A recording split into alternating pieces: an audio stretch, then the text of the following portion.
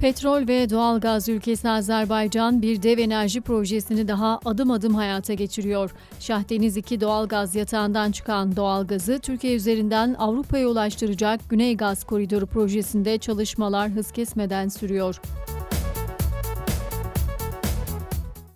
Projede önemli bir eşik daha geride bırakıldı. Şahdeniz 2 yatağında inşa edilen platformun ilk ayağı Azerbaycan Cumhurbaşkanı İlham Aliyev'in katıldığı törenle denize indirildi.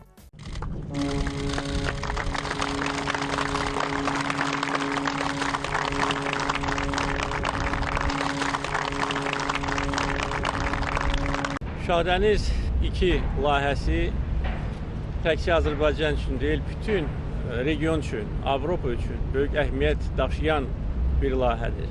Bu tarixi hadisədir. 1850 kilometrelik kısmı TANAP projesiyle Türkiye üzerinden geçecek olan Güney Gaz Koridoru projesinde ilk doğal gaz akışının 2018 yılında gerçekleşmesi planlanıyor. Projenin hayata geçirilmesiyle ilk etapta 6 milyar metreküpü Türkiye'ye, 10 milyar metreküpü de Avrupa'ya olmak üzere toplam 16 milyar metreküplük doğal gaz akışı sağlanacak.